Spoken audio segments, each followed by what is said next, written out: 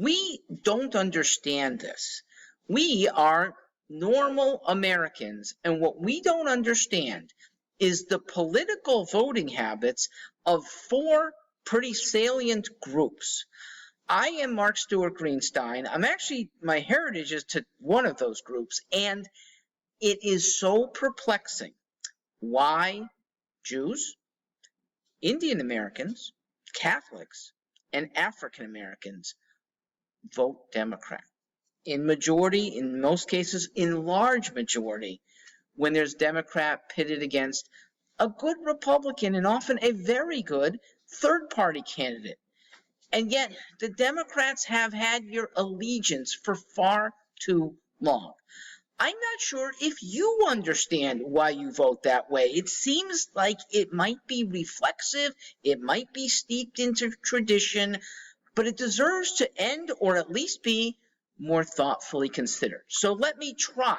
I'll begin in reverse order. I'll go African Americans first, many of whom still live with a great-grandparent who waxes nostalgically about the relative good that Harry Truman and Franklin Delano Roosevelt did for blacks. But that was 70, 80, and 90 years ago.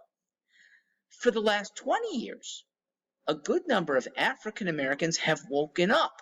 They realize that what modern Democrat leaders do to black families is despicable. Inviting illegal immigrants to displace their jobs, reducing police, which causes far more rapes, murders, domestic violence to black families, urging dependence, yes, dependence on government welfare, and creating dependence by not adequately educating children in most black schools, or in mostly black schools, I should say. Look, the school neglect is especially searing. It's vile. The most hardened white supremacist could not be happier seeing the state of the pitiful school systems fashioned by Democrats. Don't compare any modern Democrat leader to FDR or Truman.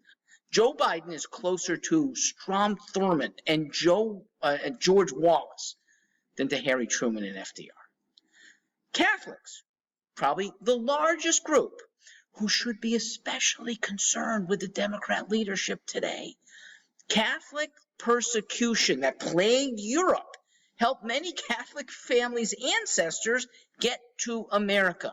But there's almost nothing that the modern Democrat Party has done to help your faith or help your families flourish. Modern Democrat leaders are repressive.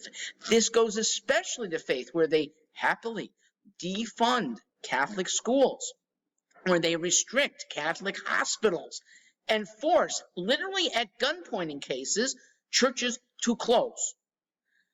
Joe Biden is especially repressive, or should I say his handlers, okay? I think Mr. Biden is an easygoing, otherwise nice man, but he gets taken advantage of by Democrat Party operatives. To gain power, these handlers, they quell dissent, and it's working, aided by the Praetorian Guard of the media. Dissenting Americans face shutdowns in speech. They face jail sentences for protecting their property. Many Catholics have a reverence for John F. Kennedy. But Joe Biden is no John F. Kennedy. In his and his henchmen's repressions, Joe Biden is closer to Joe McCarthy than to JFK. All right, now come the most perplexing group of Democrats, Indian Americans. Indians who have emigrated here in the last 60 years have no JFK, no Harry Truman, no FDR icons in their governing history. So no iconic Democrat leader should be ingrained in them. Many Indians came to the U.S. in the 1990s. They were talented, highly educated. They were welcomed. They had a welcoming president, Bill Clinton, who liked immigration so long as the emigres wanted to work. But now, Biden And modern Democrat leaders punish people who work. They expect us to pay for corporate welfare, for lazy college students' welfare with the automatic loan repayments, for lazy immigrants' welfare, and irresponsible consumers' welfare. Modern Democrat leaders use the Treasury Department and the IRS to tax, to punish, and to steal your privacy. You and your forebears came here for freedom and success. The Democrat leaders squelch both. In his repressiveness, Joseph Biden is closer to Joseph Goebbels than to Bill Clinton. Joe Biden is also corrupt. And here's where Jews have often been a small group that would in the past have spoken out against corruption. Not anymore. Most Jewish Democrats have bought hook, line, and sinker into the government media complex. Now, with Biden's corruption, here it is personal, and I don't give him a pass, okay? It's not the handlers anymore, because when he had all his marbles as vice president, he was personally profiting at the expense of the American people. So pleasing handlers, it's in play for politics, but personal gain, for that reason, he and the palace guards of media who protect him deserve condemnation. Richard Nixon resigned because of relatively petty charges of party-related criminality. Joe Biden's personal machinations as vice president made him probably the most corrupted now president we've ever had. Richard Nixon's misdeeds pale in comparison. Now, a decent number of Jews, Indians, Catholics, African Americans don't vote Democrat. They are wise. They've woken up. But I urge members of those groups now who want to run for office to run as Democrats. And here's why.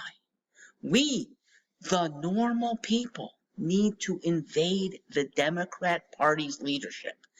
Democrat voters, they deserve to have choices. They shouldn't face a solid wall occupied only by statist stooges, and of late, those who want to empower themselves and shut down your wealth, your freedoms, your happiness. So I ask diehard Republicans in blue states and purple states to actually wear a D label and run for office as Democrats. It's a label. It's not going to change your values. It's not going to make you any less conservative. But it would allow people who think we have horns on our heads to actually see that we are nice people, caring about the very values that traditional Democrat voters actually cared about. You'd be running for office where you can do the most good. And at the national level, dividing the Democrat leadership is, in this decade, the greatest good conservatives can realistically offer. I'm Mark Stewart.